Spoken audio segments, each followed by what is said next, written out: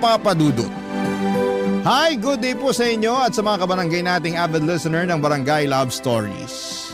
Sumulat po ako sa istasyon ninyo upang humingi ng payo tungkol sa sitwasyon na pinagdaraanan ko sa kasalukuyan. Pero bago tayo pumunta doon ay magpapakilala muna ako. JB na lamang ang itawag ninyo sa akin. 31 years old, taga Mandaluyong at nagtatrabaho bilang IT specialist. Kung ilalarawan ko ang sarili ko ay masasabi ko na isa akong tahimik na tao. Introvert din ako at walang masyadong kaibigan, pero meron namang iilan. Hindi ako mahilig sumama sa mga gimmick ng barkada at katrabaho ko. Mas gusto ko na lang na magkulong sa kwarto tuwing day off ko, bagay na madalas na sinisita sa akin ng tatay ko. Sa huli wala rin naman siyang nagagawa dahil hindi niya ako mapipilit na lumabas, lalo pat mas nag-i-enjoy ako kapag mag-isa at nasa loob lamang ng bahay. Kaya naman hindi na rin katakataka na sa edad kong 30 years old ay wala pa rin akong girlfriend, Papa Dudut.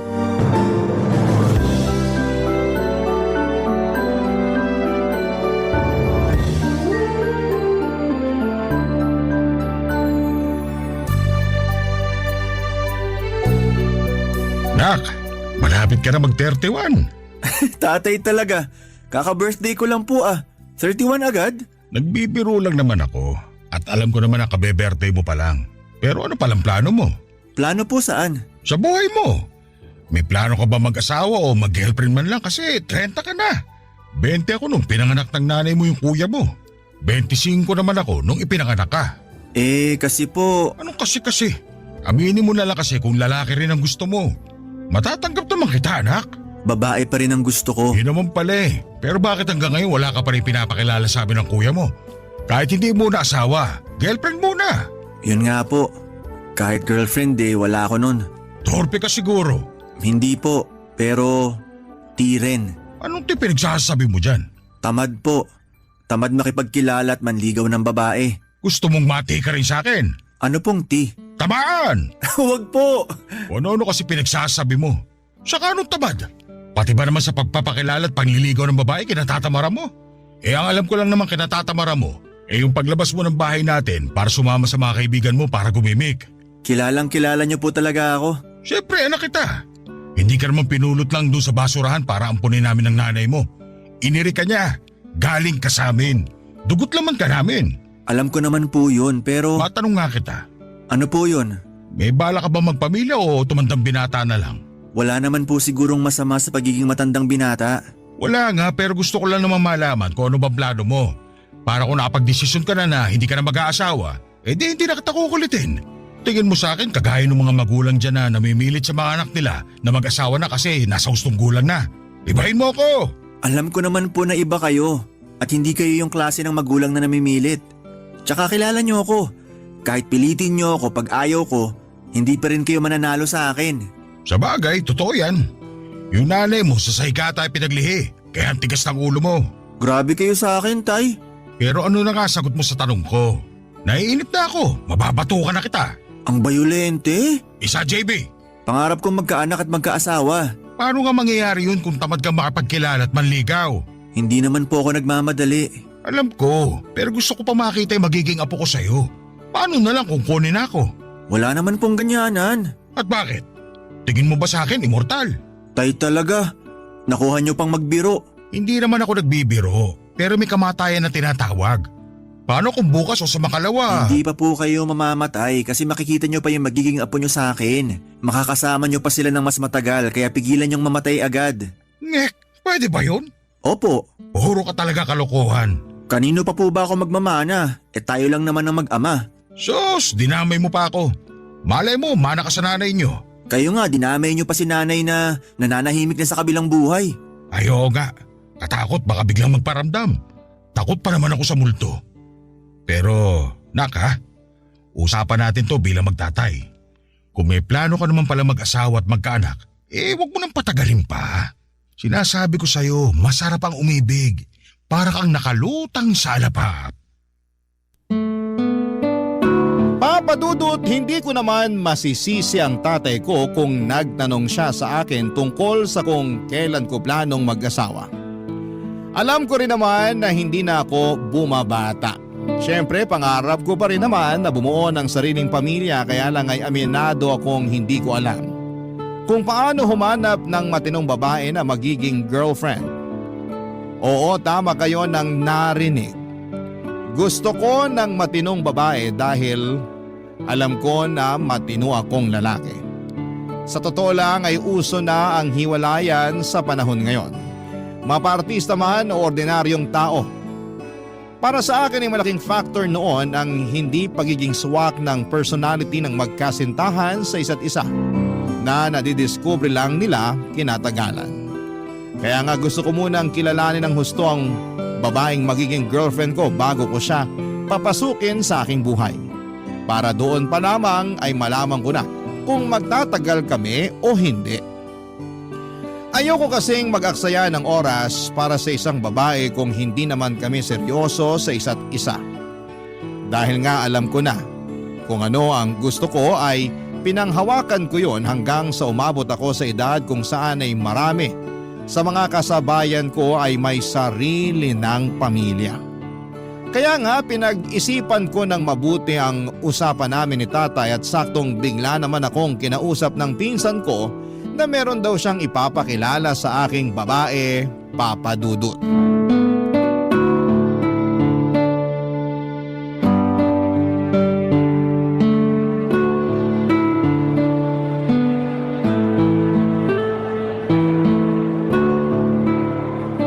Grabe, ang ganda ng movie na pinanood natin.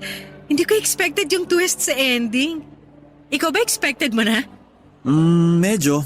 Obvious naman sa plot. Ay talaga? Grabe, ang galing mo naman mag-analyze. Sakto lang. Halata naman kasi. Pero na-enjoy ko naman yung movie. Ako rin.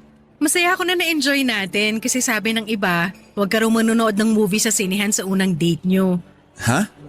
Bakit naman? Kasi hindi raw kayo nun mag-uusap dahil nakatutok lang kayo sa movie na pinapanood. Ganun ba yon? Oo, tapos maghihiwalay na kayo pagkatapos nyong manood. Baka yung iba ganun, pero tayo naman hindi. Siyempre, ano pang purpose ng date natin kung hindi man lang natin makikilalang isa't isa, di ba? Hanap lang muna tayo ng kakainan tapos dun tayo magkwentuhan. Gutom ka na ba? Di pa naman. Ikaw ba? Hindi pa rin. Naparami rin kasi kinain ko nung lunch bago ko umalis sa bahay. Sige, upo muna tayo dun sa upuan tapos mamaya na tayo humanap ng makakainan. Sure ka? Oo, ayusin ko lang din tong sandals ko. Ayun, may nakita akong bakanting upuan. Tara. Sige. Ayan. Maayos ko na rin tong sandals ko sa wakas. Kaya nga. Thank you nga pala kasi pumayag ka makipag-date sa akin. Bakit naman hindi? Nabanggit kasi ng pinsan mo na ayaw mo talaga ng nirereto. Oo. Kaya hanggang ngayon wala pa rin akong girlfriend. Eh bakit ka pumayag makipag-date sa akin? For a change? Huhulaan ko. Gusto mo na magka-girlfriend, no? Wala namang masama doon. Lalo na kung magiging okay tayo sa isa't isa. May punto ka nga naman. Pero grabe, hindi lang ako makapaniwala na meron pa pala mga tao na katulad mo. Yung never pa nagkakajowa. Maniwala ka na kasi akong buhay na patunay. Kaya nga lagi akong kinukulit ng tatay ko. Panay tanong sa akin kung kailan daw ba ako manliligaw ng babae. Ganon talaga ang mga magulang, masyadong makulit. Mas kumulit ka mo lalo nung tumanda. Pero ayos lang kasi di naman ako napipikon. Wow, sana all mahaba ang pasensya. Oo, kahit na pinagkamalan na rin niya akong bakla. Seryoso? Seryoso. Siguro kasi dahil nga wala pa raw akong pinakikilalang babae sa kanya o kahit nililigawan man lang. Hindi ka pa na-offend? Hindi naman. Mabait naman pagkakatanong niya eh. Tsaka may pahabol. Sabi na kung sakaling bakla ako, matatanggap naman niya. Aww, sweet naman. Bihira sa mga magulang, lalo na sa mga tatay yung ganyan. Oo nga eh. Pero di ko naman siya masisisi kasi bakla ang kuya ko. Oh, kaya pala panay tanong sa'yo kung kailan mo planong mag-asawa. Mismo. Kaya nga sabi niya kung mag-aasawa rin naman daw ako, dali-dalian ko na dahil hindi raw niya sigurado ang buhay. Ay, grabe naman yun. Napasabi tuloy ako na hindi pa siya pwedeng mamatay kasi makikita niya pa yung mga apo niya sa akin sakaling mag-asawa na nga ako at magkaanak. Tama naman. Ganyan siguro talaga yung mga magulang, no? Mahilig magtanong ng kung ano-ano. Pero alam ko concerned lang naman sa akin tatay ko. kaya di ko minamasama. Totoo yan. Tsaka dun pa lang sa sinabi niyang tanggap ka niya kung bakla ka, panalong panalo na. Sabi ko nga bihira sa mga tatay yung suportado ang paglaladlad ng mga anak nila. Kadalasan kasi bayolente. Yun bang ginugulpi yung mga anak nila? As if mapapatuwid nila ang matagal ng baluktot since birth. Mabait talaga si tatay. Maswerte kami sa kanya ni kuya at nanay. Halata naman kaya masaya ako para sa inyo. Salamat. Okay na ba yung sandals mo? Oo, naayos ko na. Sige, hanap na muna tayo ng pwedeng kainan. Tapos ikaw naman magkwento tungkol sa sarili mo.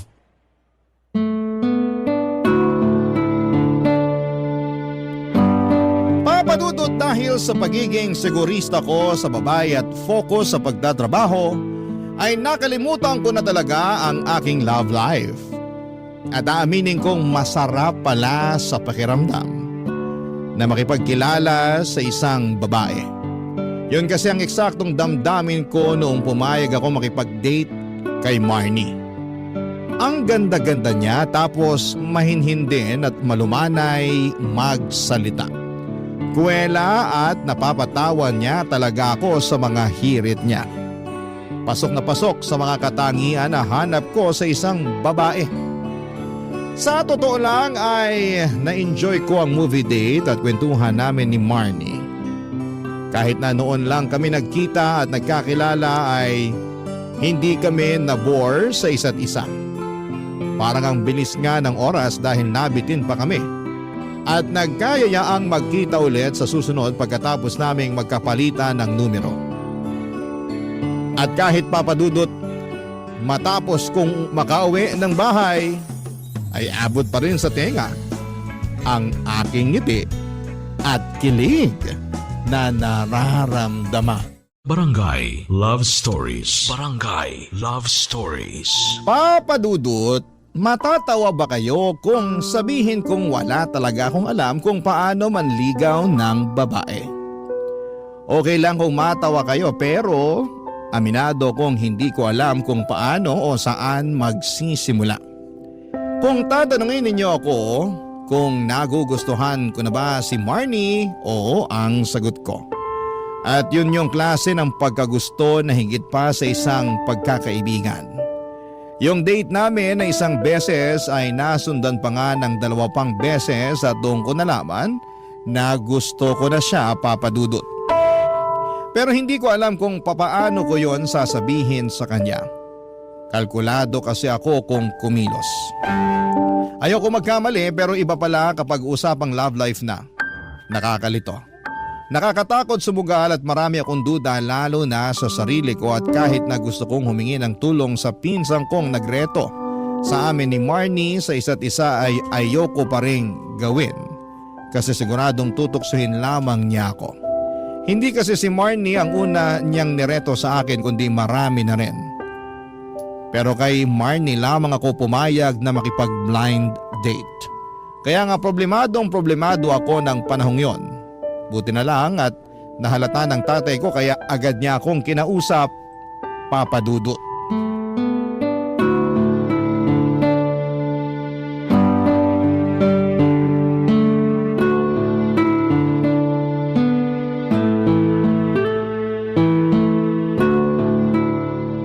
Nak, may gusto ka bang sabihin sa akin? Po? Wala naman po. Anong wala? Nababasa ko dyan sa salubong ng mga kilay mo at pag-aalala sa mga mata mo na meron pero hindi mo lang masabi. Ay, Ano ba kasing problema? May sakit ka ba? O may nangyari sa trabaho mo? Ano? Sabihin mo sa akin. kalma tay. Kalmado ako. Kalmado raw. Sunod-sunod yung tanong nyo dyan. Paano hindi susunod-sunod rin yung tanong Wala ka namang sinasagot ni isa. Wala po akong problema sa mga sinabi nyo pero may problema ako sa ibang bagay. Teka, tungkol ba yan sa inyo ni Marnie? O mo sabihin na buntis mo siya? Hindi po. Ay, sayang. Akala ko pa naman magkakapo na ako. Gustong gusto ko na kasi maging lolo Alam ko naman po yun. Pero sensya na, hindi ko nabuntis si Marnie. Tsaka bakit ko naman gagawin sa kanya yun? Hindi ko naman siya girlfriend. Hindi pa ba? Ilang beses na kayo nagde-date? Yun nga po yung problema. Ayaw mo ba sa kanya? Hindi po, kasi kabaliktaran nun yung nararamdaman ko. Ibig sabihin, gusto mo na siya. Opo, kaso yun na yung problema. Wala akong nakikitang problema doon. Nag-iimbento ka lang eh. Problema po yun kasi hindi ko alam kung paano sasabihin sa kanya. Anak naman ng tokneneng oh. Alam nyo naman po na hindi pa ako umamin sa isang babae at wala pa akong niligawan. Totoo ba yan? Totoo po. Ay, kaya nga nag-aalala ako na baka kung umamin ako kay Marnie, tanggihan niya ako. Bakit naman niya gagawin yun? Nakwento mo sa akin noon na nagkakamabutihan na kayo, hindi ba? Ngayon, kung nagugustuhan mo na siya, ang mabuti mong gawin ay sabihin na sa kanya. Para naman maging kayo na. Hindi naman po ganun kadali yun. Madali lang yun. Masyado mo lang pinapahirapan sarili mo. Sige po, kung sasabihin ko sa kanya na gusto ko siya at gusto niya rin ako, ano na po yung kasunod nun? Di ang kasunod, liligawan mo. Kaso hindi po ako marunong manligaw. Ikaw talaga ang problema. Wag naman po kayong ganyan sa akin. Parang di magiging ganito ang tanda-tanda mo na. Pero ni manligaw ng babae, hindi mo pa magawa. Ba't di mo ako tularan ng araw? Ang dali ko lang napasagot ang nanay mo. Kahit na tatay ko kayo, hindi naman po ako kasing astig at romantiko nyo nung araw. Kaya imbis pagalitan, bakit di nyo na lang ako turuan ng mga pamatay nyong teknik kung paano nyo napasagot si nanay? Sige na po. Ay nako, ang hina-hina mo. Sige po, pag di nyo ako tinulungan, baka di na ako magka-girlfriend. Aba, at ako pa tinakot mo dyan. Di ba gustong gusto nyo na ako magka-girlfriend? Malay nyo, si Marnie na yon. At malay ko rin na siya na pala yung babaeng mabubuntis mo para makapagbigay ng apo sa akin. Masyado talaga kayong advance mag-isip. Siyempre, kaya dapat siguraduhin mong pakikinggan mo na mabuti ang mga ituturo ko sa'yo para 100% makukuha mong matamis niyang oo. Sige po, makikinig po ako mabuti. Tsaka kilala nyo naman ako na nakikinig talaga, di ba? Sa bagay, totoo rin naman. Saka yung kuya mo lang naman talaga yung may pagkapasaway sa inyong dalawa. Hindi ko na nga po kuya yun.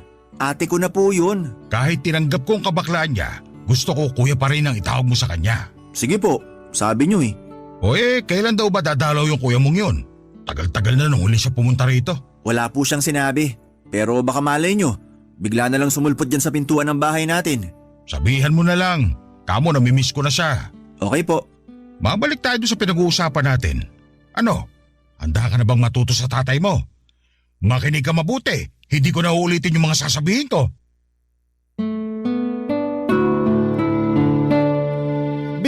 Bilib ako kay tatay kung paano niya niligawan noon ang nanay ko. Kulang na lang ay pumalakpak ako sa mga paraan niya. Kaya nga hindi nakataka-taka na nakuha niya agad ang loob ni nanay dahilan para sagutin din siya nito. Pero sa totoo lang, the best father din kasi si tatay kaya deserve niya ang matamis na oo ng namayapa kong nanay. Pero mabalik tayo sa amin ni Marnie, gustong gusto ko na talaga siya ng mga panahong yon at alam ko sa sarili ko na desidido na akong ligawan siya. Kaya bilang unang hakbang ay sinunod ko ang payo sa akin ni tatay. Kahit nakakakaba sa una, ay nagtapat ako sa aking damdamin para kay Marnie. Niligawan ko siya matapos niyang pumayag at hindi nagtagal ay naging kami. 6 na buwan na kami noon sa relasyon ang kausapin ko ang tatay ko na may pinaplano ako para sa amin ni Marnie. At hindi lang yung simpleng plano dahil tuwang-tuwa ang tatay ko nang malaman nga niya kung ano yon. Sinabi niya sa akin na suportado niya ako at excited na rin siya, Papa Dudut.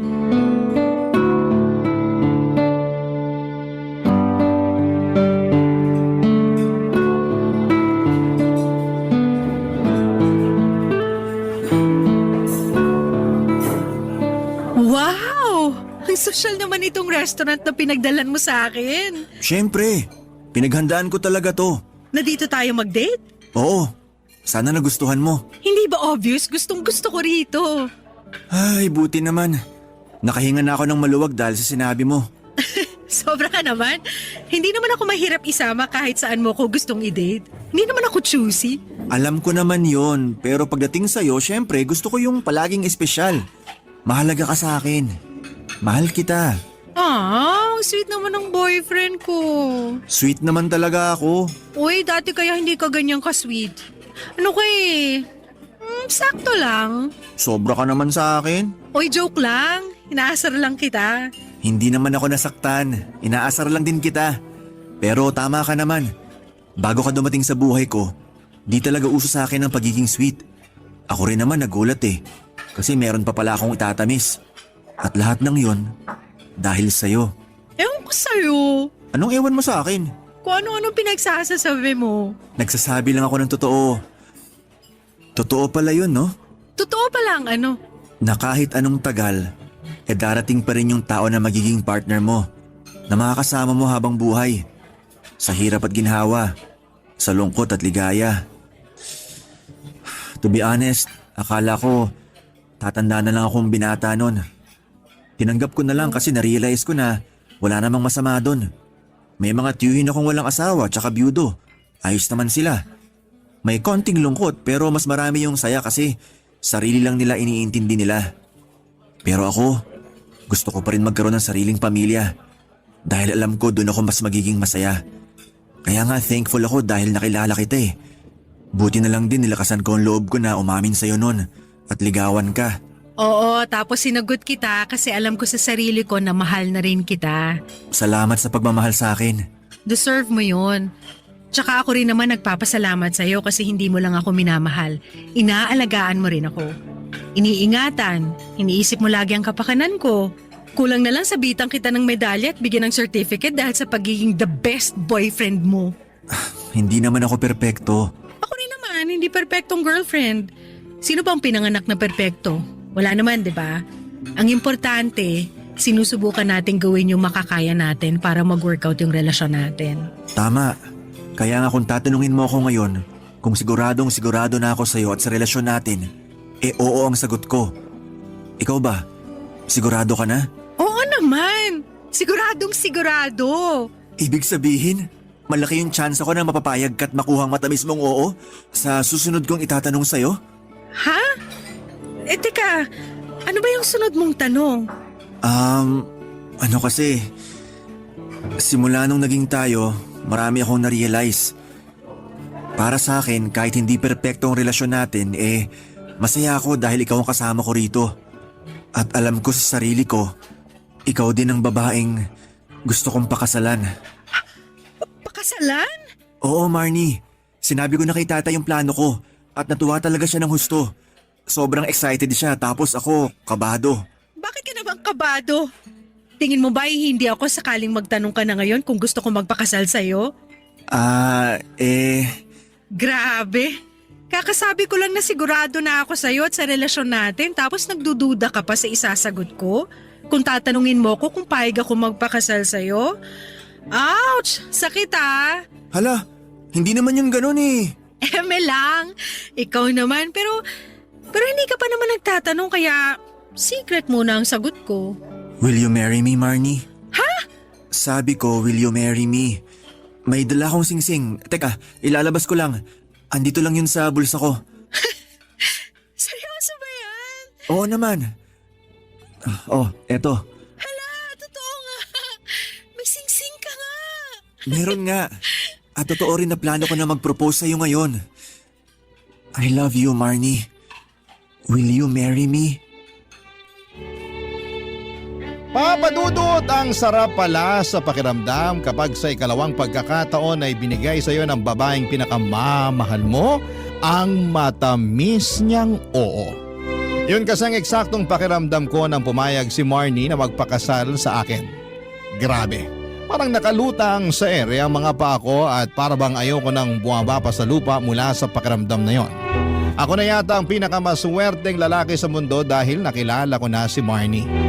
Totoo talaga ang kasabihan na lahat ng kaldero ay may nakalaang takip. Ibig sabihin bawat tao ay mayroong kapareha. Hindi lang pare-pareho ang panahon at pagkakataon kung kailan mo sila makikilala. Mayroong matagal, mayroong mabilis. Kung kayo talaga ang nakatakda ay hindi ninyo malalagpasan ang isa't isa. Kaya nga noong dumating sa buhay ko si Marnie ay alam ko na siya ang babaeng pakakasalan ko. At gusto kong makasama sa pagtanda ko sa panghabang buhay. Barangay Love Stories. Barangay Love Stories. Papadudot, excited na kami ni Marnie para sa nalalapit naming kasal. Ang usapan ay sa June 2025 dahil gusto raw niyang maging June bride. Wala namang kaso sa akin kahit na anong buwan basta sa kanya ako ikakasal. Pero dahil gusto na mapapangasawa ko ay gusto ko na rin. Saka pwede pa kaming makabuelo at mapaghandaan ang nalalapit naming pag-iisang dibdib, Papa Dudut. Naging hands-on kami ni Marnie sa paghahanda para sa kasal namin. Sinabi niya sa akin na ayaw niya ng bonggang kasal pero ako na lang ang nag-insist. May ipon naman ako kahit papaano at gusto kong maging memorable ang kasal namin dahil minsan lang naman yon sa aming buhay. Pero isang gabi ay meron nangyari sa amin ni Marnie na dahilan para magbago ang lahat.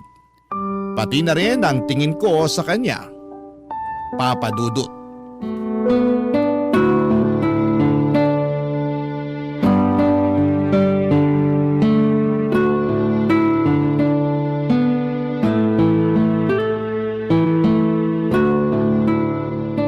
Saan nga ulit nagpunta si tatay? Kasama ng kuya ko, nag-mall sila.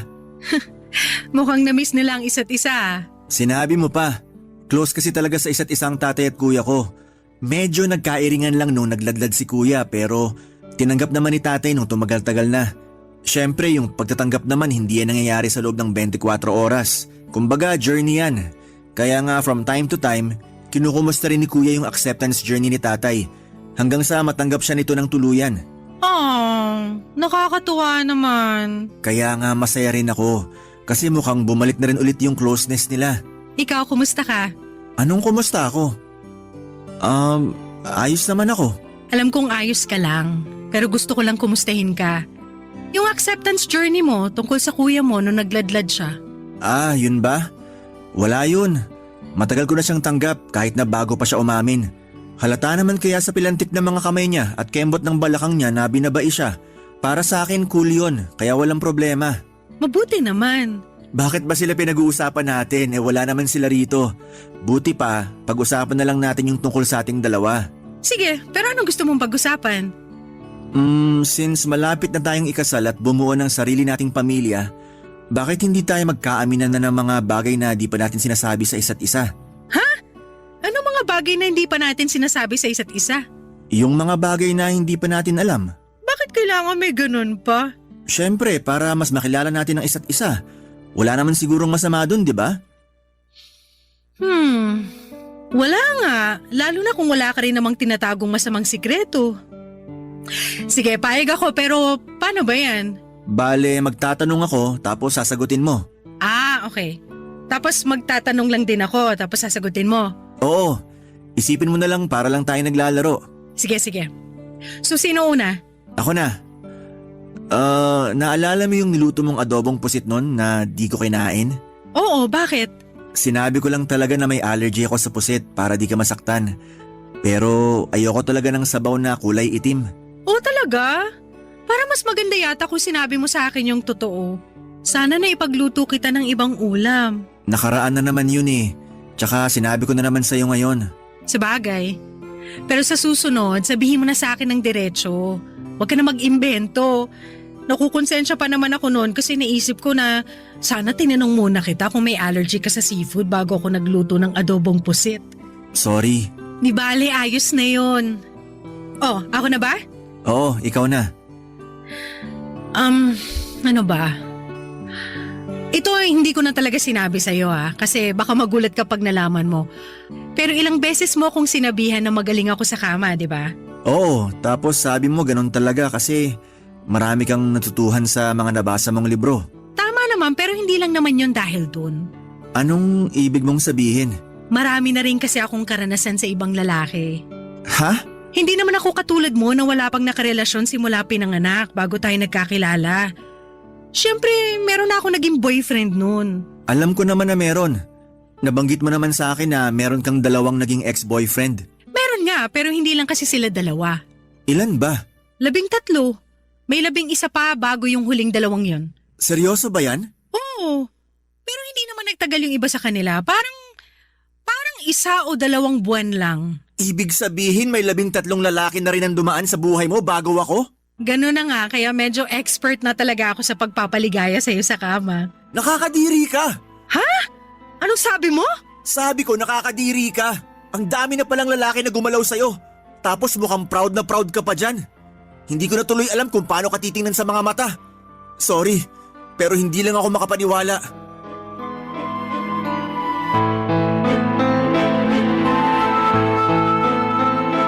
Papadudot maraming nakapagsabi na masyado raw mabilis na naging kami ni Marnie. Iba doon mga kamag-anak namin lalo na noon lang din ako nagka-girlfriend. Yung ilang chismosa kong tiyahin ay panayang tanong sa akin kung sigurado na ba ako kay Marnie. Noong una ay naiinis ako pero na-realize ko na ganon kasi nila ako kakilala. Yung bang sigurista at lalo't ayokong magsayang ng panahon sa isang babae na hindi naman ako sigurado. Kaya ganoon na lamang ang pagkadismaya ko nang malamang ko mula mismo kay Marnie yung tungkol sa inamin niya sa akin. Ewan pero nanliit ako sa kanya.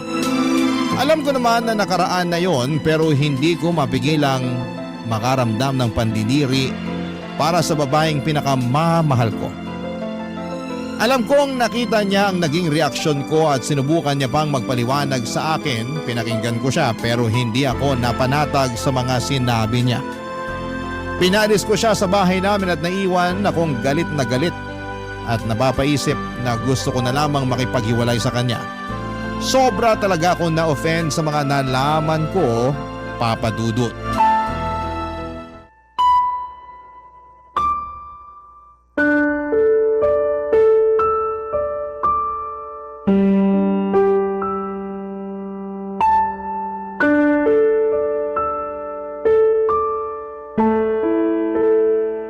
Bakit sa tuwing kakausapin kita hindi maipinta yung pagmumukha mo, anak?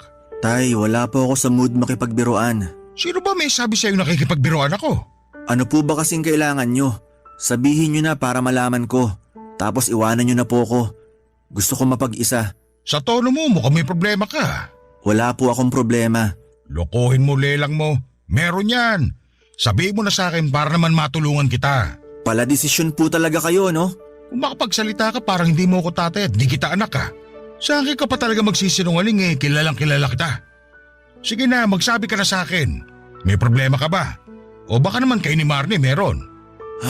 Ayoko na pong ituloy yung pagpapakasal kay Marnie. Ha? Bakit naman? Kasi nalaman ko na hindi lang pala 2 lalaki yung nakarelasyon niya noon bago kami nagkakilala. Meron pang 11. Ibig sabihin, 13 yung mga naging ex-boyfriend niya. O anong masama doon? Masama yun kasi di ko mapigilang isipin na ang dumi-dumi niyang babae. Paano naging madumi yun? Kasi ginalaw siya ng mga lalaking yun.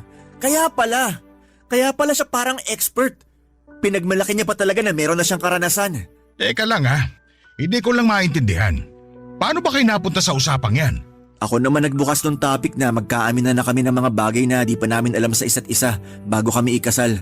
Para ano? Para lang wala na kaming daladala na di namin alam sa isa't isa. Para makapag-umpisa kami ng panibagong buhay bilang mag-asawa. Ay tanga, kasalanan mo naman pala Po?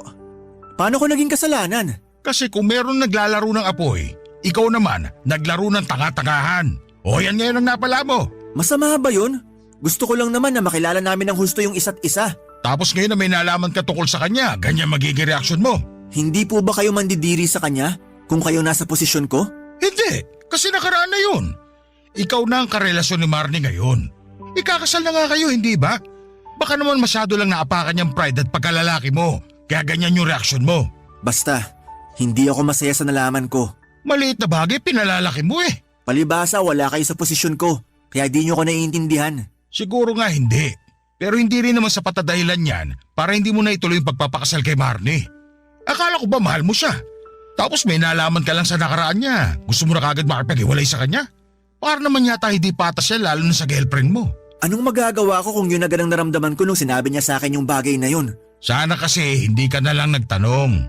O di kaya sana hinanda mo yung sarili mo sa mga bagay na pwede mong malaman sa kanya. Tapos ngayon magkakaganyan ka. Ewan ko ba naman sa'yo, JB? Para kang tanga. Tanga na kung tanga. Pero baka nga katangahan na napakasalan ko pa siya. Ay, kabuisit ka naman Kawawa naman si Marnie. Hinusga mo na kagad. Kahusga-husga naman kasi siya. Kung makapagsalita ka, akala mo perpekto ka. Pero at least ako, wala pang nagalaw na ibang babae. Siya pa lang yung una at huli na sana kung magiging mag-asawa man kami. Yan talagang pag-iisip mo ang kailangan mong baguhin. Kasi hindi na mababago ni Marnie yung nakaraan niya. Kailangan mo na lang yung tanggapin kung totoong mahal mo siya.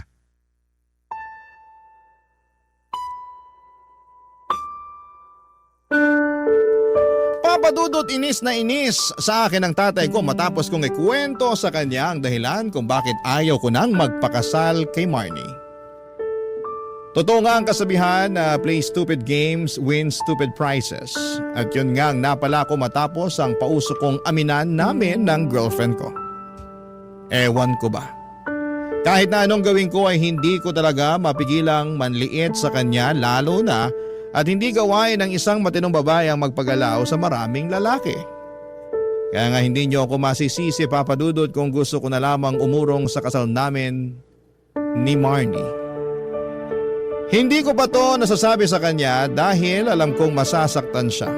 Alam ko rin na ang unfair ko pero hindi ko talaga mapigilang maghinanakit sa girlfriend ko. Papadudot mahal ko po siya. Oo, pero nandidiri ako sa kanya at sa mga nakaraan niya. Sana po'y mapayuhan ako ng mga kabarangay natin kung ano ang pwede kong gawin. Hanggang dito na lamang po ang sulat ko, Papadudot, at sana'y mapili po ninyong i-ere ang kwento ko sa inyong programa at sa inyong istasyon. God bless sa inyo and more power po sa Barangay Love Stories. Ang inyong kapuso at ka-barangay forever, JB. Dear Papadudot, isa pong magandang araw sa inyo at sa mga kabarangay natin sa Barangay LS. Masaya talaga ang feeling kong makapagsulat sa inyo. Solid fan ako ng programa ninyong Barangay Love Stories na siyang inaabangan ko tuwing tanghalian.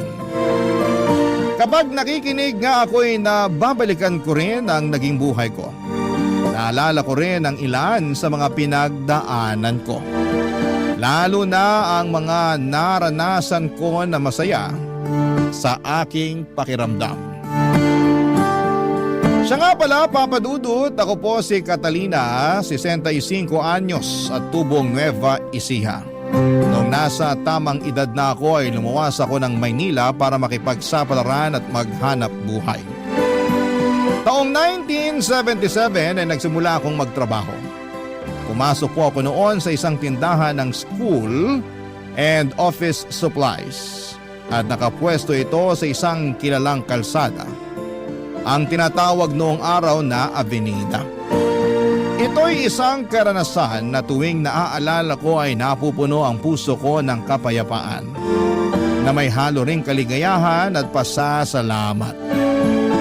Naalala ko pa rin ang unang beses na nakilala ko ang mga naging katrabaho ko. Ang may-ari ng tindahan na si Manuel at ang bisor na si Teresa. Nakilala ko sila sa job interview ko sa tindahan, Papadudot.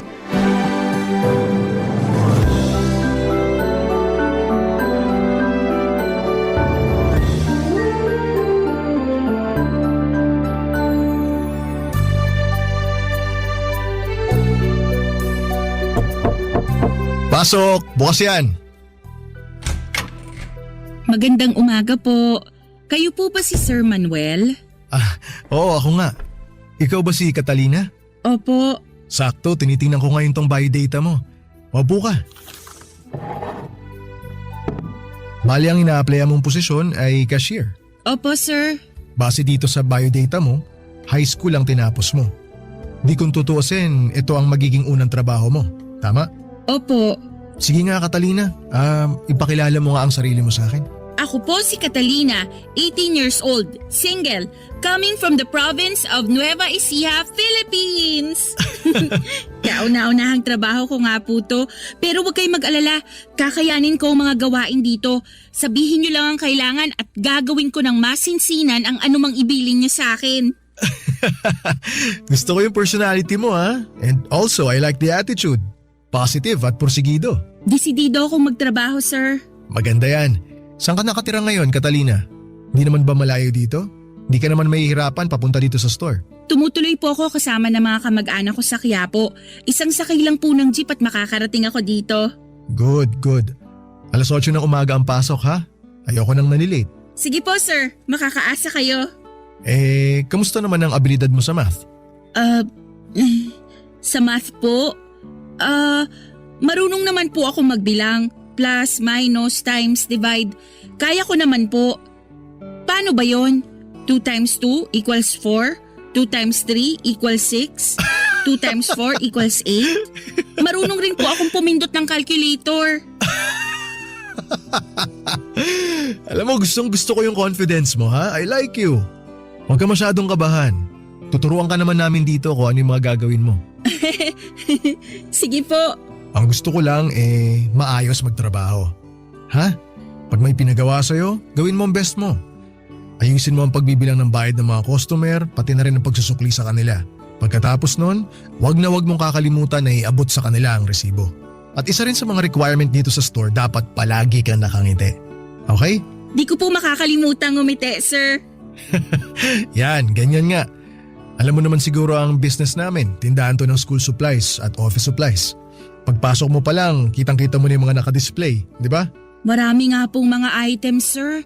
Sari-saring ballpen, libro at kagamitan sa eskwela. Ngayon lang ako nakakita ng sobrang daming disenyo ng notebook. Mas busy dito kapag peak season, yung bang kagaya ng petsa ng enrollment, mga ganyan. Maraming bumibili ng mga gamit para sa school. Sobrang matao dito kapag gano'n napupuno ang store. Madalas, hectic at busy talaga lalo na kapag marami na silang nakapila sa harapan mo. Maganda sa business pero nakaka-stress pa rin pag nagdagsaan ng mga customer. Naku, ganun po ba? O paano yan, Catalina, kapag nakaka-stress na? Kaya mo bang magtrabaho under pressure? Don't worry, matagal pa to. By then, I'm sure, magagamay mo na yung trabaho mo. Sabi mo nga kanina, kakayanin mo. Yes, sir. Kaya ko yun. At tulad nga rin na nabanggit ko kanina, ituturo naman namin sa iyo kung ano yung mga gagawin mo, Catalina. Marami ka ring mga staff na mga kasama rito, kaya mapaghahatian nyo yung dami ng customer pagka nagdagsaan sila dito sa store. Excuse me po, Sir Manuel. Dumating na po yung bagong stock. May pinapapirma po sa inyo. Okay, Teresa, salamat. Pupuntahan ko na. Ay, nga pala, ipapakilala kita sa bago nating katrabaho. Teresa, ito nga pala si Catalina. Catalina, si Teresa. Hi Catalina, nice to meet you. Hi din po, ma'am. Ako po ba ang bago niyong katrabaho? Ibig bang sabihin, tanggap na ako? Sa tingin ko naman, kakayanin mo yung trabaho dito kaya tanggap ka na. Ay, Teresa nga pala, pakigabayan na lang tong si Catalina ha.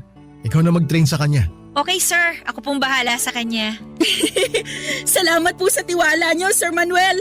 Makakaasa po kayo sa akin. O Catalina, magkita tayo sa Lunes. Pero huwag mong kakalimutan yung sinabi mo kanina ha, na kakayanin mo.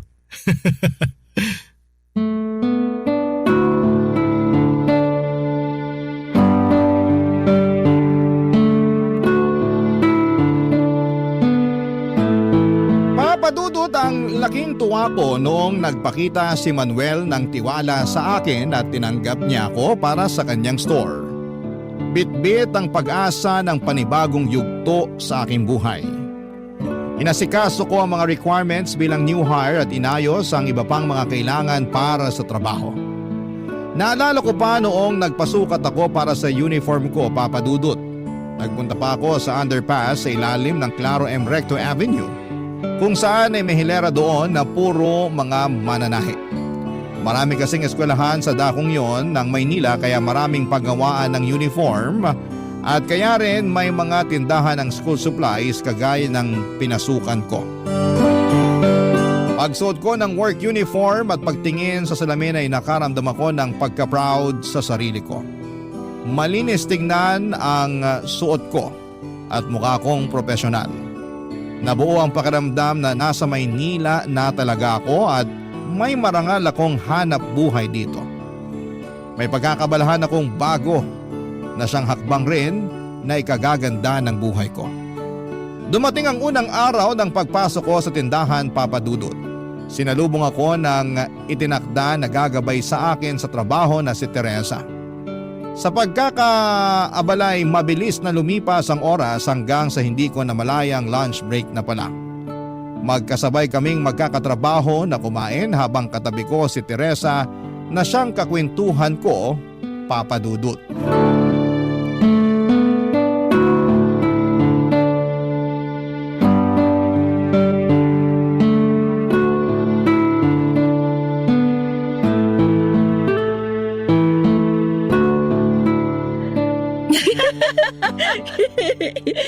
Ay, naku Catalina. Kanina ka pa humahalakak dyan, ha?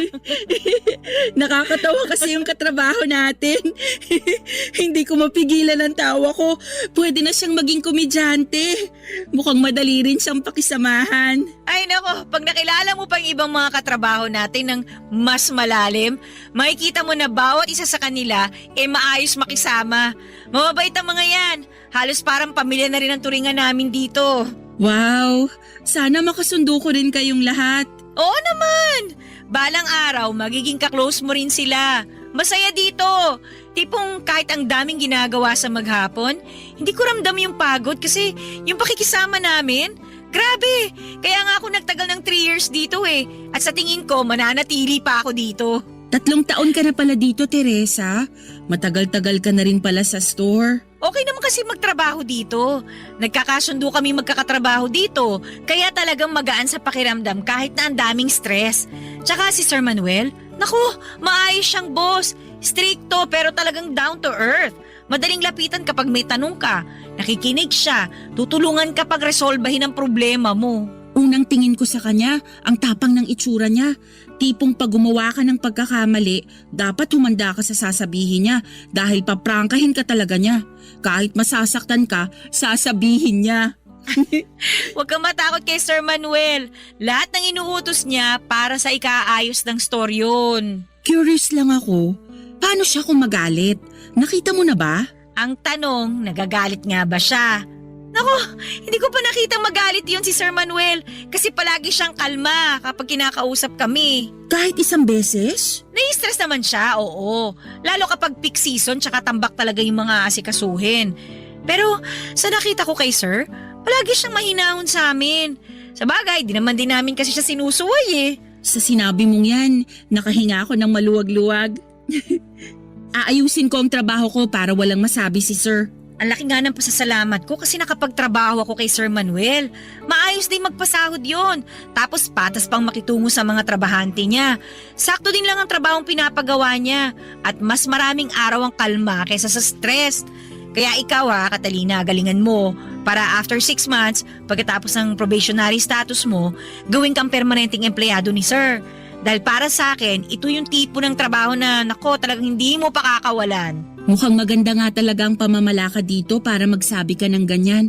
Mukhang mataas ang tingin mo sa kanya at may respeto talaga. Masasabi mong ganun nga. Mataas ang respeto namin sa kanya dahil may respeto rin siya kung makitungo sa amin. Para nga rin tumatayo siyang tatay-tatayan nyo. Siguro bilang tatay sa sarili niyang pamilya, mahigpit siyang dumidisiplina sa mga anak. Pero sa kabila nun, responsable siya sa pamilya at mapagmahal. Yun ang sa tingin ko. Alam mo, sasabihin ko sa'yo, wala pang ang asawa yan si Sir. Hala, di pa siya nag-aasawa? Binata pa pala siya at wala pang sariling pamilya? Mukhang malapit na siyang mag-50 anyos. Dumarami na ang puting buhok sa anit niya. Malapit na nga kami magdasal ng nobena para mahanap na niya yung babaeng pakakasalan niya eh. Mukhang may matinding pangangailangan na para dito, Ma'am Teresa. Ay, siya nga pala. Huwag mo na akong tawaging ma'am ha. Teresa na lang. Teresa tawag mo sa akin. Pangalan ko rin lang naman ang tawag nila sa akin dito eh. Di naman nalalayo yung posisyon natin dito. Halos kakapromote nga lang sa akin bilang supervisor. Parang kailan lang nung ka-share din ako, kagaya mo. Sige, Ma'am Ay, Teresa pala. Ayan, tama. Pakiramdam ko magkakasundo talaga tayo. O siya, iligpit na natin itong mga pinagkainan natin. Balikan tayo sa trabaho ha. Ituturo ko sa iyo ang inventory at kung paano hahanapin yung mga presyo ng items. Tara! Papadudot sa paglipas ng mga araw sa tindahan ay mas naintindihan ko ang aking trabaho. Itinuro sa akin ni Teresa ang mga gawain sa trabaho at hindi siya naging madamot sa kanyang nalalaman. Nanibago man ako noong una pero paunti-unti kong nagagamay ang mga responsibilidad ko. Hindi naman pala mahirap ang trabaho kapag nasanay na sa ginagawa dito. Nakahalubilo ko lang lalo ang aking mga katrabaho at gaya nga ng sinabi ni Teresa. Hindi nagtagal ay gumaan ang loob ko sa kanila. Halos araw-araw ay nagtatawanan kami. Naging close din kami ni Teresa at halatang nag-i-enjoy din siya sa madalas naming tsikahan. Iba talaga kapag kwela at masayahin ang palagi nating nakakasama. Dahil nakakahawa ang positibong pananaw nila sa buhay, Papa Dudut. Naramdaman ko noon ang pagiging komportable sa pinapasukan ko. Naintindihan ko kung bakit nagtagal si Teresa sa pamamasukan sa tindahan. Masarap sa pakiramdam ang naging trabaho kong ito. At nang mga panahong yon ay hinahangad ko ang pagpasok sa tindahan araw-araw. Ngunit sa kadahilan ng hindi ko akalain ay may tutuldok pala sa kapayapaang ito, Papa Dudut.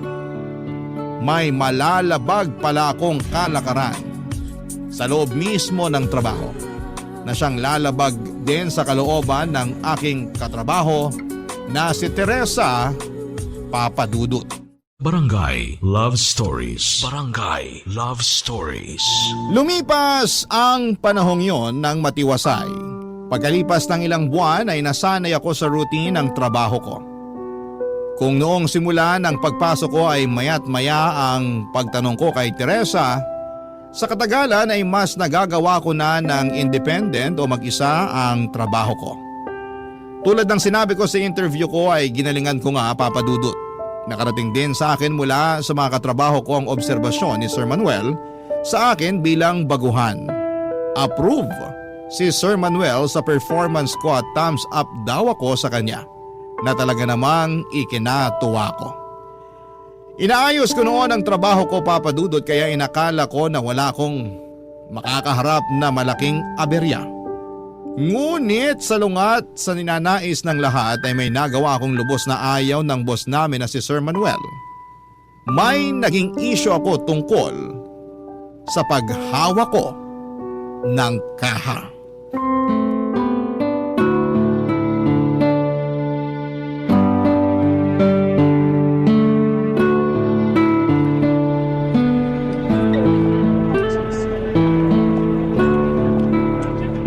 Maraming salamat po sa pagbili nyo, sir. Ito po ang sukli nyo. Sa susunod po ulit. Next po. Hello, ma'am. Ito na po ang mga bibili nyo. Buo po ang pera nyo, ma'am. Baka po may barya kayo. Ah, wala po. Naku, sandali lang po, ma'am, ha. Kulang po yung panukli ko dito. Babalikan po kita. Ano kayang gagawin ko? Ako lang ang kahera ngayon dahil absent ang kasama ko. Bakante pa nga ang pwesto niya. Ay, alam ko na. Kukuha na lang ako ng panukli sa kaha niya. Di kasi nagbubukas ang kaha pag walang naibebenta. Dapat kasi may pinapunch muna na item saka kusang magbubukas to. Pero naalala ko may tinuro sa akin si Teresa eh.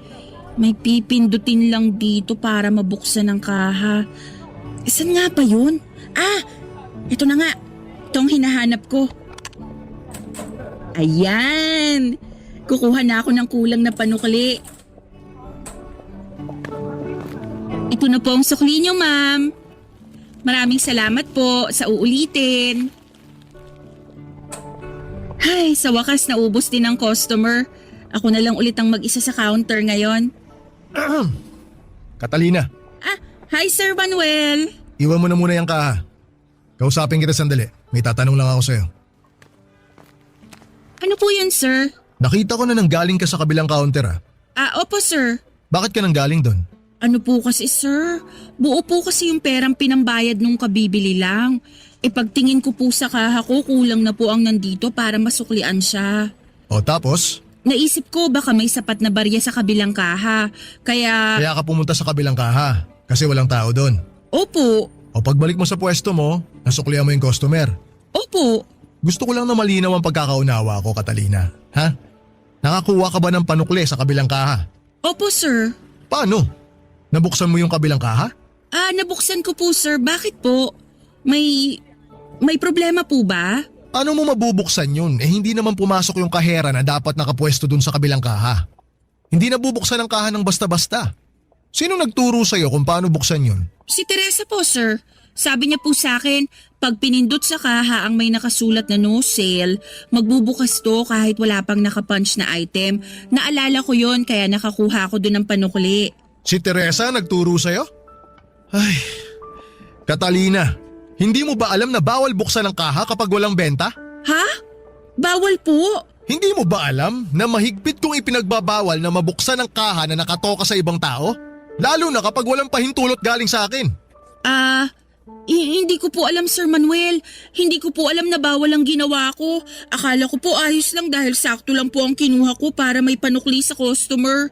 Wala na po akong kinuhang sobra pa, sir. Bilang kasi yung perang nasa bawat kaha, Catalina. Paano pag nagkulang yung pera tulad ng ginawa mo kanina? Kumuha ka ng pera sa kabilang kaha, ipinanukli mo. Paano pag nakalimutan mong ibalik yung perang kinuha mo sa kaha? Bilang nga yung pera. O sino sisisihin ko? Siyempre yung huling tao na gumamit ng kaha. Hindi ba? Di ba pinaalala sa'yo ni Teresa na bawal yung ginawa mo?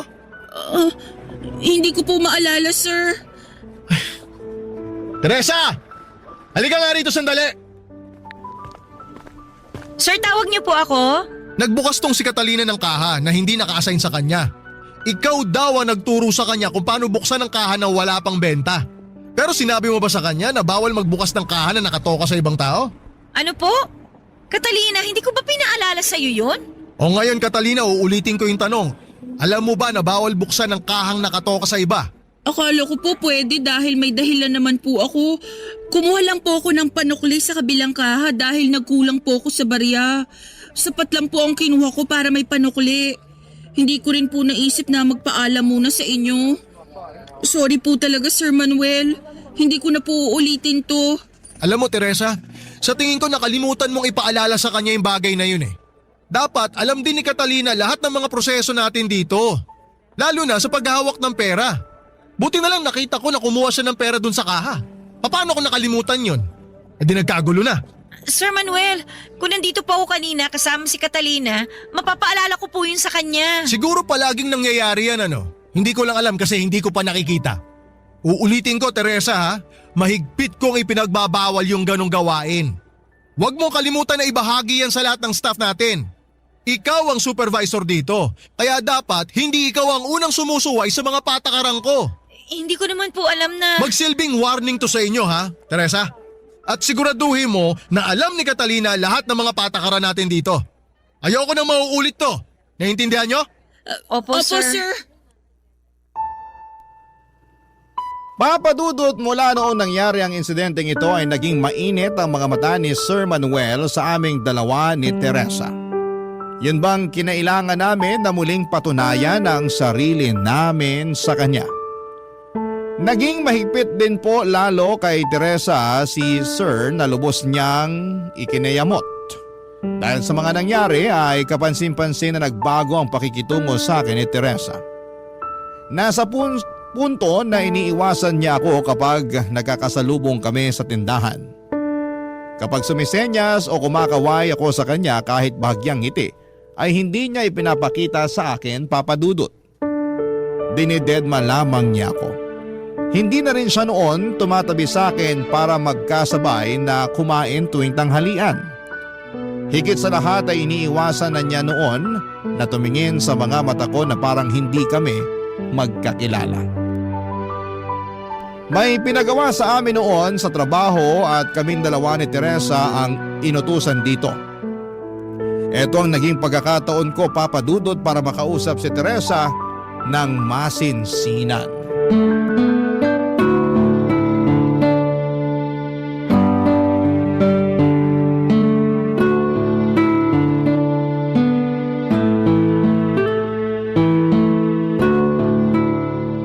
Ito na pala ang bagong items. Mag-shelving na tayo, Teresa. Ilalabas ko na mula sa kahon ng items. Iligpit na natin at i-display ang mga bagong produkto.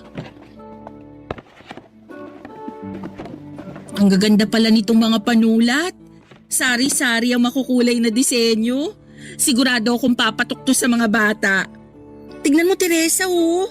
May naka-imprenta pa dito na usong cartoons ngayon. Ayaw mo bang tignan? Siguro hindi ka interesado. Saan to ilalagay? Ha? Ano, dyan lang. Kasama ng mga ballpen. Sige, Teresa. Tama bang pagkakalagay ko, Teresa?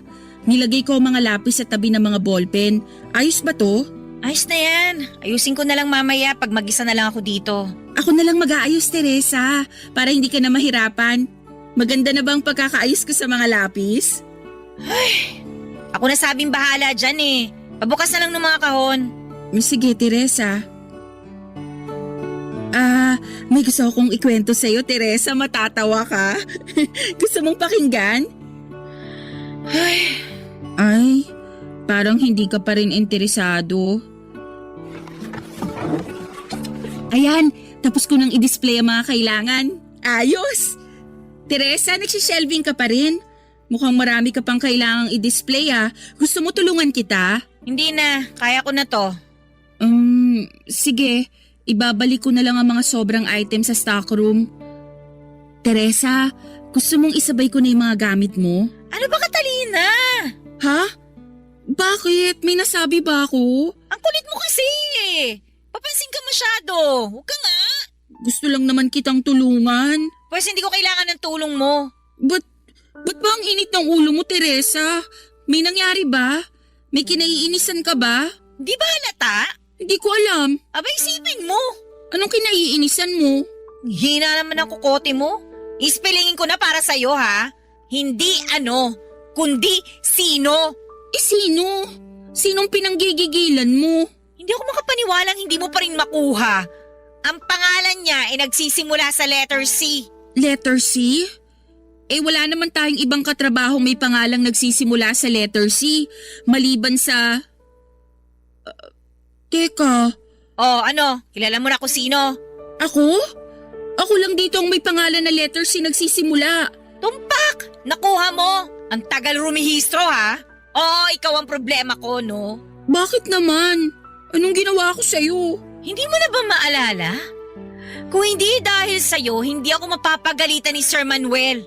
Sa tagal ko dito, ngayon lang ako pinag-initan ni Sir. Ngayon ko lang nakitang magalit siya. Tapos sa akin pa talaga niya binuntong yung irita niya at pagka-istrikto niya. Kaya eto, bawat kibot ko ngayon, minamanmanan pa rin niya. Kung tratuhin niya ako ngayon, kala mo hindi ako marunong sa trabaho ko eh. Hindi naman ako kagaya mo, no? Ito ba yung tungkol sa pagkuha ko ng barya sa ibang kaha? Yung pinagsabihan tayo parehas ni Sir dahil bawal pala yun? Teresa, hindi ko naman sinasadya yun eh. Huwag ka na magdahilan. Wala namang magagawa yung mga pagpapalusot mo eh. Basta tuwing nakikita kita, umiinit ang ulo ko. Ayoko nakikita ka o nakakasama ka. Kung pwede lang na huwag ka nang pumasok sa trabaho na to para hindi na kita makita ulit eh. Magiging masaya pa ako pag nangyari yon. Di ko naman gusto yung nangyari nun. Hindi ko naman alam na dahil sa ginawa ko ay magagalit si Sir Manuel, lalo na sa'yo. Teresa naman, intindihin mo rin naman ako. Kung alam ko lang na aabot sa puntong to, sana hindi na lang kita pinakisamahan. Ikaw na nga ang tinuruan ko eh. Ako pang dinamay mo sa sarili mong pagkukulang. Sino ka ba dito? Baguhan ka pa lang ah. Gumawa ka na kagad ng eksena. Pinahamak mo pa ako. Ang sakit mo naman magsalita, Teresa. Nakakasakit ka na ha. Sana hindi ka na lang natanggap na magtrabaho dito. Pahamak ka talaga. Ayoko nang kausapin ka. Umalis ka na lang dito sa tindahan at huwag ka nang babalik pa. Maraming araw ang lumipas na ganito ang sitwasyon namin ni Teresa Papadudut. Malayo sa dati na maligaya ang samahan naming dalawa. Naging mabigat sa loob ko ang pagpasok sa trabaho araw-araw. Naging komplikado dahil sa sama ng loob na nararamdaman ni Teresa para sa akin. Naiilang ako noon kapag nagkikita kaming dalawa sa trabaho. Yung bang magkasama nga kami pero palagi siyang nagpapanggap na wala ako doon. Pakiramdam ko noon, Papa Dudut, ay nagkaaway kami at hindi na magbabati. Pakiramdam ko ay meron akong kaaway na pilit kong kinasasalamuha dahil nasa iisang trabaho kami samantalang ayaw naman niya na nandun ako. Kapag nasa tindahan ako, Papa Dudut, ay ang bigat-bigat ng feeling ko dahil sa kanya. Hindi ko na alam noon ang gagawin ko, Papa Dudut. Barangay Love Stories. Barangay Love Stories. Papa Dudut, dumating sa punto na nahihirapan akong kumbinsihin ang sarili ko na pumasok pa sa trabaho. Dahil ito sa sitwasyon namin ni Teresa. Tuwing umaga ay hirap akong gisingin ang katawan ko na para bang labag sa akin na bumangon. Haharapin ko na naman kasi ang isang araw na kailangan kong pakisamahan si Teresa. Sa isip ko noon kapag pumasok ako'y mararanasan kong muli ang malamig na pagtrato sa akin ni Teresa. Masakit sa kalooban ko ito, Papa Dudut. Madalas sa pag-uwi ko mula sa trabaho ay wala ako sa wisyo na nasasabayan ng pag-iyak ko bago matulog. Sumagi sa isip ko, Papa Dudut, na sumuko na lamang at maghanap ng ibang trabaho para hindi na muling makasalimuha pa ang isang taong ayaw naman po sa akin. Pero alam mo, Papa Dudut, may pakiramdam ako noon na ito'y pagtatampo lamang ni Teresa. May bahagi sa akin na naniniwalang lilipas din po ito. Naguguluhan ako noon paano nga ba re-resolbahin ang problema ko. Ang tanging ninanais ko lamang noon ay ang magkaayos kami ni Teresa at buong puso ko itong hinangad, Papa Dudut. Nagpasya ako na hindi maaari magtagal ang ganitong sitwasyon naming dalawa. Nag-isip ako ng paraan upang marisolba ang aming pag-aaway, Papa Dudut.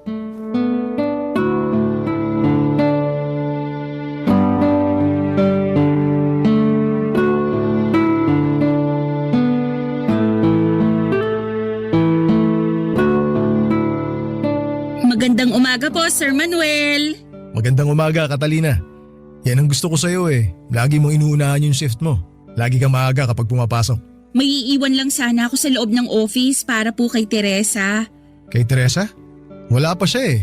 Pero siguro maya-maya lang nandito na yon. Yun nga po, may sorpresa po kasi ako para sa kanya, kaya sinadya ko pong dumating ng mas maaga ngayon para hindi niya ako maabutan. Yung sorpresa mo ba para sa kanya eh, yung hawak mo? Opo sir, iwan ko na lang po sa lamesa niya habang wala pa siya. Pwede ko pong puntahan yung pwesto niya? Oo naman. O sige, ilagay mo na sa pwesto ni Teresa yan. Banda ron sa bintana para madali niya makita yung mga bulaklak. Ngayon ko lang nalapitan ang pwesto ni Teresa. Ang ganda naman ng pagkakaayos niya sa mga nakadisplay sa lamesa niya. Iniwan ko na po yung regalo, Sir Manuel. Salamat po sa inyo. Nako, walang problema. O paano? Mauna na muna ako sa'yo ha. May mga asikasuhin pa kasi ako ngayong umaga. 8:00 na. Ayan na si Teresa, parating na siya. Papasok na siya sa loob ng office. Oh, ano to? Catalina, ano tong iniwan mo sa pwesto ko? Nagustuhan mo ba? Ba't ka nag-iwan ng isang kumpol ng mga bulaklak sa lamesa ko? Tuwing dumadaan ako sa office, lagi kong napapansin ang pwesto mo, Teresa. Sa ibabaw kasi ng lamesa mo, may paso na palaging may sariwang bulaklak. Tumatak na sa isip ko na mahilig ka sa mga bulaklak. Nitong nakaraan, nakita kong lantanay nasa paso mo. Kaya para mapalitan mo na to ng bago, naisipan kitang bigyan ng bulaklak. Bakit mo naman naisipang gawin yun? Di mo naman kailangan gawin to para sa akin, no? Tingin ko kasi matutuwa ka sa regalong to. Nagdala ka ng isang kumpol na puting orchids. Nagtataka lang ako kasi hindi ko naman naalalang may nasabi ako sa'yo. Paano mo nalaman na mahilig ako sa orchids? Talaga paborito mong klase ng bulaklak yon? Hindi ko alam yun. Nagkataon lang na yun ang dinala ko. Nagandahan lang ako sa kanila. He, nakakaloka ka talaga. Nahihiya na tuloy ako sa pagtataray ko sa'yo. Ang salbahe ko sa'yo. Alam ko rin naman na hindi mo sinadya ang gulo pero ewan ko ba? Nadala kasi ako ng sama ng loob sa nangyari eh. Nako, naiintindihan kita, Teresa. Pero tapos na yun. Ang mahalaga, gumaan na ang pakiramdam mo. Kasi habang magkasama tayo sa iisang lugar, may pagkakataon para resolbahin ang anumang problemang namamagitan sa atin. Basta't gugustuhin, palaging may paraan. Hangad ko talagang magkaayos na tayo. Ganong kahalaga ang pagkakaibigan natin para sa'yo? Oo naman, Teresa. Ang saya mo kayang kasama. Sobrang namimiss ko na yung kulitan natin. Sabik na akong bumalik tayo sa dati nating pagsasama na puro tawanan lang. Bale, nagustuhan mo ba yung sorpresa ko para sa'yo? Hindi. Ha? Kala ko ba mahilig ka sa orchids? Hindi dahil doon. Baka akala mo lang kasi na okay na tayo. Hindi pa tayo bate, no? Bakit naman? May hindi ka pa sinasabi sa akin eh. Na ano? Yung kung saan ang galing itong mga niregalo mo sa akin ng mga bulaklak. Sang lupalop mo ba ito nadampot? Ang gaganda ah.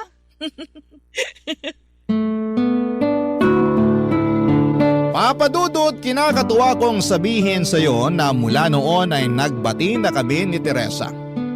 Muli ay pinapansin na niya ako at nag-uusap na kami ng kagaya ng dati at nagbibiruan ulit kami na parang noong dati. Pinatawad niya ang pagkakamaling nagawa ko sa kanya. Kinalimutan na namin ito at napalitan po ito ng puro masasayang alaala sa aming dalawa. Bumalik ang gana ko sa pagpasok sa trabaho dahil muling nagkaroon ng kapayapaan sa loob ng tindahan. Nakita rin ng mga katrabaho namin ang pagbati namin ni Teresa at masaya sila para sa amin. Pakiramdam ko na mula noong nagbati uli kami ni Teresa ay naging mas close pa kami kesa sa dati. Mas nagkwekwento na siya sa akin ng mga personal na kaganapan sa buhay niya.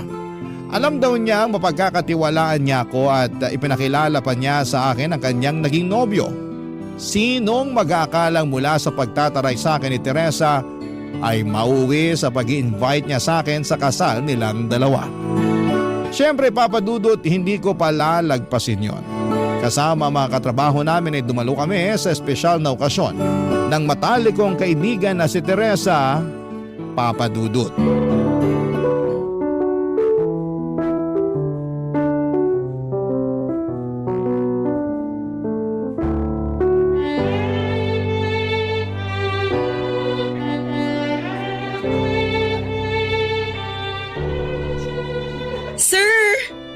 Sir Manuel! Catalina! Oh, kasama mo na pala lahat ng mga staff natin dito sa simbahan. Magandang umaga sa inyo ha. Magandang umaga. Kayo pong huli na dumating, sir. Di bale, hindi naman po bawal malit. Nakakahiya nga kay Teresa. Sobrang nalita ko. Maupo ho kayo, sir. Dito po oh. Bakante po dito. Salamat. Mukhang kanina pa nagsimula yung seremonya. Nakakahiya talaga kay Teresa. Pero pagpasok mo dito sa simbahan sasalubungin ka kaagad ng halimuyak na mga bulaklak. Napakabango. Ang bango-bango nga po dito eh. Ang garbo po ng mga display. Isang selebrasyon talaga. Pinuno nila ng mga bulaklak ang entrada, pati sa gitnang aisle at sa mga pasilyo. Ang alam ko kasi mahilig talaga si Teresa sa mga bulaklak. Sinabi niyo pa, sir. Yung office namin sa store, lalong gumaganda sa loob dahil sa mga dinadalang bulaklak ni Teresa. Ang elegante nila pagka naiayos mo na. Pansin ko na kapag stressed ako, titingin lang ako sa mga bulaklak na inayos niya. Unti-unti na akong kumakalma. Ganyan din po ako, sir. Iba po talaga ang nagagawa ng likha ng kalikasan para sa atin. Nakakagaan sa pakiramdam ang presensya ng mga halaman. Sangayon ako dyan. Balita ko, nagtampo daw sa'yo si Teresa dati Natatandaan ko, binigyan mo siya ng isang bouquet ng mga bulaklak. Yan yung sorpresa mo, di ba? Nung maaga kang pumasok nun minsan. Opo, sir. Kaya siguro nagkabati kay ni Teresa. Akalain mo, nakatulong ang kalikasan sa pag-aayos niyong dalawa. Naimbitahan ka pa sa kasal niya. Malaking pasasalamat ko po na nagkabati kami ni Teresa. Alam niyo, sir, mahirap po kasi ang magkaroon ng alitan sa kahit na sino. Ginusto ko talagang magkaayos kaming dalawa. Buti na lang lumambot po ang puso niya sa tulong ng mga bulaklak na binigay ko sa kanya. Eto sasabihin ko sa'yo mula nung magkaayos kayo, hindi lang kayong dalawa ang nakahinga ulit ng maluwag noon. Pati kaming mga kasama ninyo. Nakakatuwa talaga na naisip mo na bigyan siya ng bulaklak. Nahuli mo yung kiliti ni Teresa. Siyempre, para peace ang lahat. Ayan na, you may kiss the bride na raw.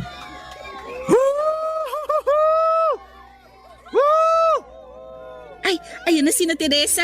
Palabas ng bagong kasal. Salubungin na natin sila sa bungad ng simbahan, sir. Alam mo sakto eto, may dala akong kahon. Puno to ng konfeti. Aba, pinaghandaan niyo talaga ang kasal na to, Sir Manuel Ano pong laman nito? Ano to? Bale mga punit-punit na papel to galing sa office. Basura na sana may silbi pa pala. Kaya dinala ko na. Pagdating ng bagong kasal, ibuhos natin to sa kanila. Yan, tama-tama. Palapit na sila dito. Okay, 1, Dalawa?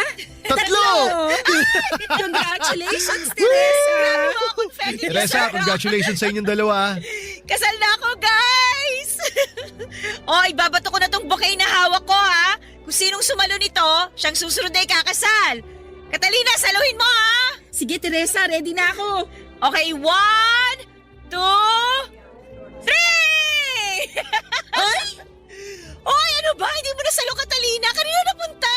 Saan nga ba napunta ang bouquet? Ayun pala, oh! Sir, Nga kay Sir Manuel! Totohanin na yan, sir! Kayo na po ang susunod na ikakasal niyan, sir! Sana nga.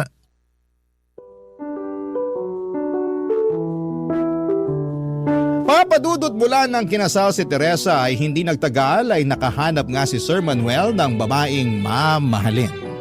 Balita ko ay nagkatuluyan si Sir Manuel at ang nakilala niya, Papadudot, at nagbuo sila ng pamilya. Sa katagalan ay nagkanya-kanyang landas kami ni Teresa. Pinagtuunan na namin ang sari-sarili naming pamilya. Ngunit sa matagal na panahon mula noon ay nanatili ang komunikasyon namin. Kapag may bakanting oras ay nagagawa naming mag-tsikahan sa telepono, nag-uusap na katulad lamang noong nasa trabaho pa kami. Sa ganitong paraan ay parang magkasama pa rin kami sa aming mga karanasan bilang mga nanay at sa pagpapalaki ng aming mga anak. Hindi ko inakala noon na magiging ganito kalalim ang pagkakaibigan namin ni Teresa kahit minsan ay nagkalamat sa aming dalawa. Mula sa taus-pusong kagustuhan kong magkaayos kami ay nabiyayaan pa kami ng higit pa dito. Ang tunay na pagkakaibigan na panghabang buhay. Papadudot, totoo na ang mabuting pakikisama sa ating kapwa ay parang bulaklak na maaaring mamunga ng labis pa sa ating inaasahan. Hanggang dito na lamang po ang kwento ko, Papadudot. Maraming salamat kung sakaling mapili po ninyo ang sulat ko para sa programa ninyo. I love you all and more power po sa Barangay Love Stories. Ang inyong forever kapuso at kabarangay, Catalina.